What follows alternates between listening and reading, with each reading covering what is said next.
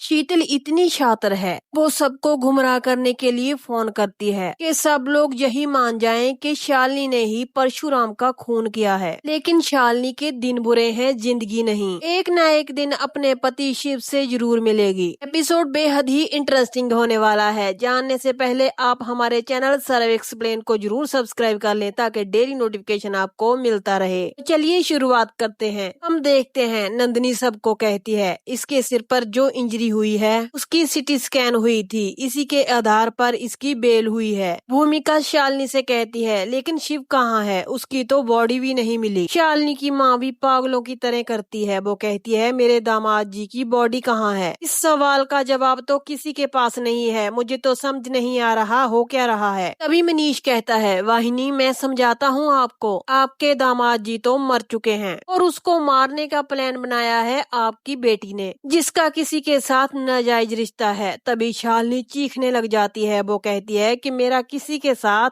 नाजायज रिश्ता नहीं है काका। मनीष कहता है वो भी मैं साबित करके ही रहूंगा, उसे कोर्ट में प्रोड्यूस कर ही रहूंगा। तो वहाँ पर शातिर शीतल जो होती है वो शिव को उठाने की कोशिश करती है। वो कहती है मैंने जितनी चालें चलनी थी वो चल दी हैं, अब तो सिर्फ रानी को रास्ते से हटाना पड़ेगा। तभी शीतल फोन पर कपड़ा रखती है और शालिनी को फोन लगाती है। शालिनी शिव का फोन आते हुए देखकर बेहद खुश हो जाती है। वो कहती है माँ देखिए आपके दामाद जी का फोन आ रहा है। शालिनी बेहद खुश होती है। शालिनी फोन उठाते ही कहती है शिव तुम कहाँ पर हो, तुम कैसे हो, कहाँ हो इस वक्त। तभी शीतल कहती है कि हेलो कौन बोल रही हैं आप, मैं तो मनाली में रहती हूँ। शालिनी कहती है कि आपको ये फोन कहाँ से मिला। तभी शीतल एक नई कहानी घड़ती है। वो कहती है कि ये फोन मुझे वहीं से मिला था। जब मैंने फोन को ऑन किया तो ये नंबर मिसेज के नाम पर सेव किया हुआ था। दरअसल जहाँ एक ब्यास नदी में लवारस लाश को बहाया गया है। शालिनी कहती है ये आप क्या बोल रही हैं, किसकी लाश थी वो। शीतल कपड़ों का रंग बताती है और कहती है कि ये हादसा मेरे सामने हुआ था, 2 गुंडे थे और एक महिला थी। शालिनी कहती है कि वो कैसी दिखती थी। शीतल कहती है मीडियम हाइट की थी, गोरी थी, उसने पिंक कलर की साड़ी और ऑरेंज कलर का ब्लाउज पहन रखा था। शालिनी कहती है कि ये क्या बोल रही हैं आप, ये साड़ी पहने तो मैं वहाँ पर मौजूद थी। ये बात सुनकर मनीष कहता है कि किसका फोन है। वो शालिनी के हाथ से फोन लेता है और कहता है कि कौन बोल रहा है। शीतल कहती है मनाली में रहने वाली मैं एक आम लड़की हूँ। अभी शीतल वही कहानी मनीष को सुनाती है। मनीष कहता है कि लेकिन आप हैं कौन और आपका नाम क्या है। शीतल कहती है कि नहीं नहीं मैं अपना नाम नहीं बताऊंगी। मनीष कहता है अच्छा जो वो गुंडे थे और वो महिला थी उन्हें आप पहचान लेंगी क्या आप। शीतल फटाफट से कहती है हाँ हाँ मैं पहचान लूंगी, मुझे उन लोगों का साफ चेहरा याद है। शीतल फिर से मनीष को कपड़ों का रंग बताती है। मनीष शालिनी से पूछता है और कहता है कि उस दिन तुमने कौन से कपड़े पहने हुए थे। तभी नंदिनी कहती है मुझे फोन दीजिए मैं बात करूंगी। मनीष उसे भी कह देता है कि तुम बीच में नहीं आओगी। मनीष शालिनी से फिर से कपड़ों के बारे में बात करता है। शालिनी यही कहती है कि मैंने खून नहीं किया है। वीर कहता है तुमसे जो पूछा जाए उसी सवाल का जवाब दो, तुम बताओ क्या पहना था। शालिनी के पापा मल्हार भी पूछते हैं तुम बताती क्यों नहीं हो कि उस दिन तुमने क्या पहना था। भूमिका कहती है ये सब क्या चल रहा है, मुझे कुछ समझ में नहीं आता। कुलकर्णी कहता है लेकिन मुझे सब समझ में आ रहा है, इस केस को दबाने की कोशिश हो रही है। कुलकर्णी शालिनी से कहता है ऊपर वाला सब कुछ देख रहा है, न्याय की चक्की एक दिन जरूर घूमेगी, इसलिए जो तुमसे पूछा गया है सारी चीजों का तुम साफ साफ जवाब दो। तभी शालिनी कहती है हाँ मैंने पिंक कलर की साड़ी और ऑरेंज कलर का ब्लाउज पहना था, लेकिन मैं सच बोल रही हूँ कि मैंने शिव का खून नहीं किया है और ना ही कोई लाश मैंने पानी में बहाया है। बच्चे भी बेहद रो रहे होते हैं। पीहू कहती है कि मम्मा आप ऐसे मत रोइए, मुझे अच्छा नहीं लगता। शालिनी उसको भी कहती है बेटा मैंने तुम्हारे पा को नहीं मारा है और ना ही किसी लाश को पानी में बहाया है। लेकिन मनीष इस बात को नहीं मानता। वो कहता है एक और आई विटनेस सामने आया है और शीतल से कहता है आप मुझे अपना नंबर भेज दीजिए और हो सकता है कि आपको गवाही देने के लिए कोर्ट में आना पड़े। ये कहकर मनीष फोन काट देता है और कहता है एक पत्नी ने अपने नाजायज रिश्ते के चलते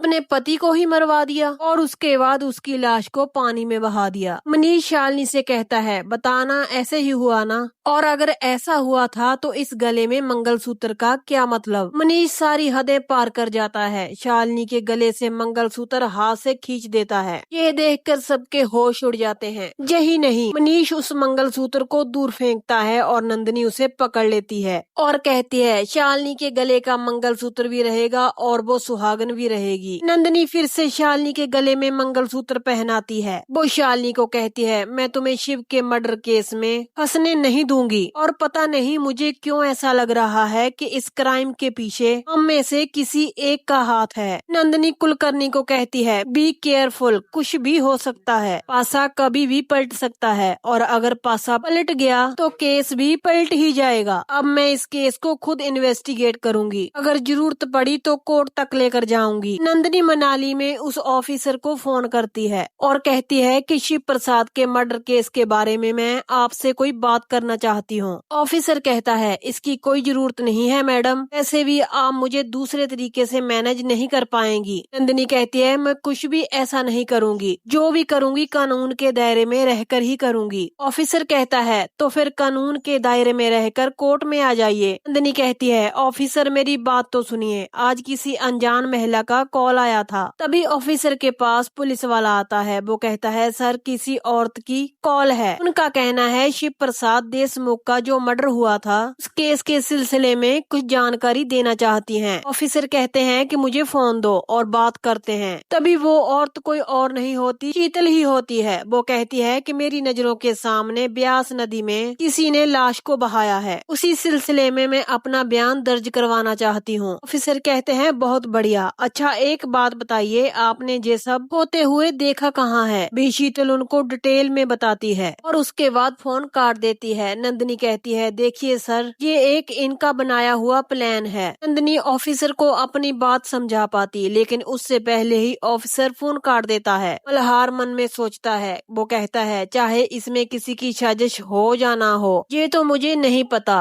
लेकिन एक बात सच है दीपाली, अब तुम्हारा दामाद जिंदा नहीं है और तुम्हारी बेटी अब अपने पति को खोकर विधवा हो चुकी है। आज से वो बेवा कहलाएगी। आगे हम देखते हैं कि शालिनी अपने बच्चों के साथ अपनी चौल में आ जाती है। वो बेहद परेशान और उदास होती है। तभी चौल की महिलाएं उस पर ताना कसने लग जाती हैं। एक महिला कहती है देखो देखो आ गई हीरोइन, 100 चूहे खाकर बिल्ली चली हज को। मुझे तो यकीन ही नहीं आ रहा कि ये इतनी मशहूर हो गई है। वो कहती है बड़े ही सज्जन आदमी थे भाऊ, कीड़े पड़ेंगे तुझको, तुमने उसको मार दिया, तुमने इन बच्चों के बारे में भी नहीं सोचा, बेशर्म औरत। शालिनी से ये बातें सहन नहीं हो पा रही थी। वो बच्चों को लेकर अंदर जा रही होती है। अभी फिर से एक महिला कहती है इसके सिर पर इश्क का भूत चढ़ा है, 2 बच्चे हैं, 10-12 साल हो गए हैं इसकी शादी को। शालिनी कहती है आप सब ये क्या बोल रही हैं। पीहू कहती है आप सब लोग मेरी मम्मी के बारे में ऐसा मत बोलिए। एक महिला कहती है तुम्हारी माँ के बारे में कुछ भी पता नहीं चल रहा था, भी प्रोग्राम में हिस्सा लेती थी, डांस करती थी और तुम्हें अपने पति पर बहुत प्यार आ रहा था। अब देखो अपने ही पति को खा गई, अपने ही हाथों से अपने पति को गोली मार दी। अरे तुम्हें पुलिस वालों ने छोड़ कैसे दिया, तुझे तो फांसी पर लटका देना चाहिए था। तभी महिलाएं शालिनी को घेर लेती हैं। वो कहती हैं कि कितने अच्छे थे हमारे भाऊ, तू तो डाइन है डाइन, तू इस खोली में नहीं रहेगी, हम सबसे मीटिंग करेंगे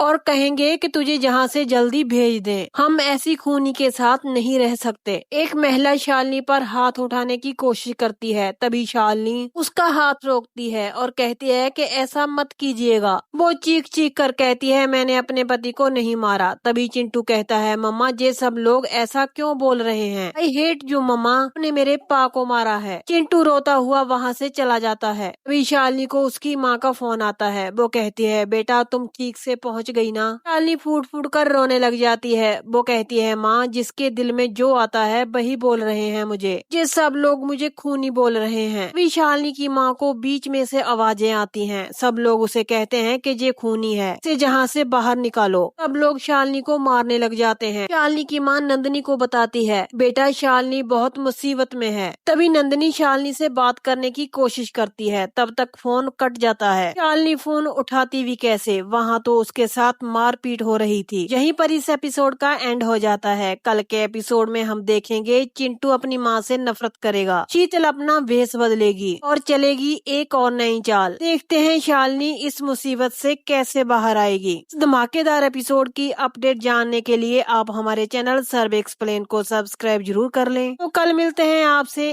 एक और नए एपिसोड की अपडेट के साथ।